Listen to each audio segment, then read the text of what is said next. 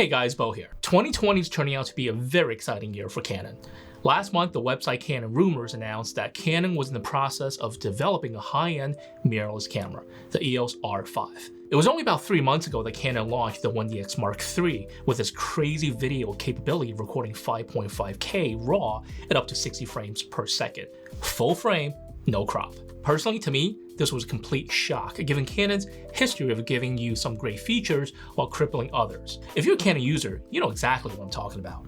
Well, on the same day the 1DX Mark III goes on sale, Canon officially announced the development of the EOS R5. The EOS R was Canon's first full-frame mirrorless camera, and while it's a good camera, its reception was a bit mediocre when it was released a little over a year ago. I mean, sure, it's a full-frame sensor, but you can only shoot 4K at up to 30p, and that's with a 1.7 time crop. So if you've been holding out on a more capable mirrorless full-frame, Canon's got you covered. If you're new to the channel, consider subscribing and hit the notification bell so you'll know whenever I upload a new video. I have a lot of new content planned for this year, so if you like this kind of stuff, hop on for the ride. This is only a development announcement, meaning Canon is just acknowledging they're working on it. There's no specs list, there's no pricing, there's no availability. Although if Canon Rumors to be believed, and so far they've been mostly right on the money. We're looking at a July release timeframe. So far, here's what we do know about the EOS R5. It's a brand new CMOS sensor. On the photo side, you're looking at 12 frames per second with mechanical shutter and 20 frames per second using the silent shutter, just like the Sony A9 Mark II. But it's the video features that's got me really excited. It's capable of 8K recording at up to 30p. I'm also betting that not only is 8K video heavily compressed, but that'll be heavily cropped as well. I wouldn't be surprised if it's close to 1.5 time crop. And also probably a time limit, maybe like only 10 to 15 minutes of recording. We don't know what the pixel count is, whether it's 45 megapixel like Canon Rumor thinks it is, or maybe even lower. If I had to guess, I'm thinking maybe somewhere between 39 and 45. I'm also really hoping that they're implementing the low-pass filter from the 1DX Mark III. The EOS R5 will be Canon's first camera to have IBIS, or in-body image stabilization. I know, welcome to 2014, which is when Sony a7 II first came out with IBIS. Nevertheless, better late than never, right? I'm really surprised at this feature because Canon has always favored image stabilization on its lenses rather than the body. I'm hoping this means Canon is really listening to its users and giving us what we want. There's been no mention or info on anything 4K related. Now, I'm gonna go on a limb here and assume that it can do 4K. I'm really hoping that it can do DCI 4K at full frame, no crop, maybe even raw recording like the 1DX Mark III.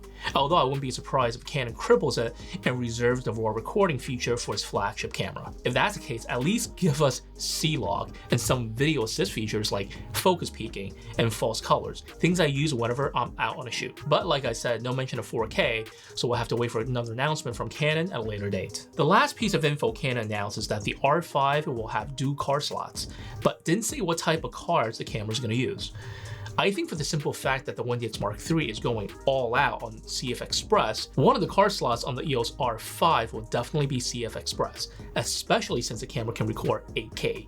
Even if it's compressed or cropped, that's still a ton of data, and the bandwidth needed is something only like a CF Express can handle. It's possible only one slot will be for CF Express and the other is going to be like SD card, but I'm really hoping both will be for a CF Express. Yeah, as of right now, they're absurdly expensive, but it's only one of the few formats that can handle almost limitless buffer and raw video recording on a DSLR or a mirrorless body. Although Canon didn't mention it in the press release, the highly controversial touch bar on the EOS R is gone, which is a clear indication that Canon is actually listening to customer feedback. Based on the only image that Canon provided, the joystick doesn't seem to have the built-in optical sensor the 1DX Mark III has, which is kind of a bummer.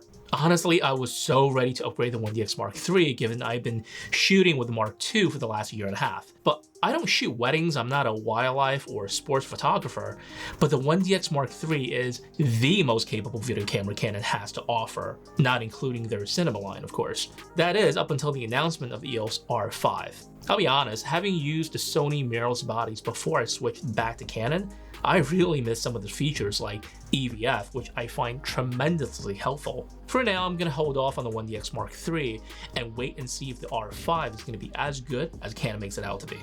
It's no coincidence that Canon only confirmed the R5 can shoot 8K video, but gave no other info about 4K or even 1080p.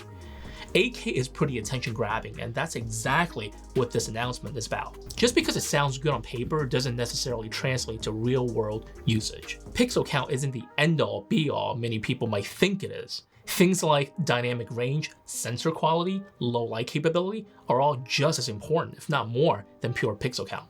A lot of mid-range phones nowadays can record 4K, but the image quality isn't as good as a 1080p clip from a good camera. It looks like the EOS R5 is going to be the mirrorless version of the 5D series, and the rumor R6 will be the mirrorless version of the 6D series. And who knows, maybe they're planning mirrorless version of the 70 series as well. This is a really smart way for Canon to take back market share from Sony, which is the current mirrorless leader, without alienating their core professional customers like the wedding, the sports, the wildlife shooters who are elbow deep in the DSLR ecosystem. I'm really hoping the EOS R5 is going to have all the video capabilities the 1DX Mark III has, like RAW recording, C-Log, video assist, 10:4:22, eye autofocus, dual CF Express, weather seal, and a whole bunch of other good stuff. One thing I haven't heard a lot of people talk about is the Canon's new photo and video cloud storage. The EOS R5 will be Canon's first camera to take advantage of photo and video upload to make your post-production workflow faster and more efficient. Just think about what this can do for social media like Twitter, Instagram, Facebook, or even YouTube,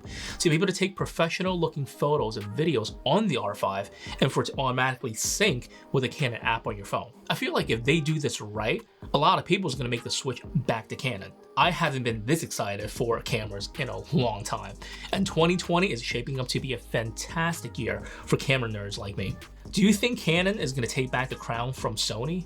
Do you think the R5 is going to be a game changer, or is Canon too late to the game? Let me know down in the comments. As always, if you like this video, give me a thumbs up, and if you want to see more videos like this, make sure to subscribe and turn on notification so you'll be the first one to know when I drop a new video. That's for today. Thanks for watching. Catch you in the next one.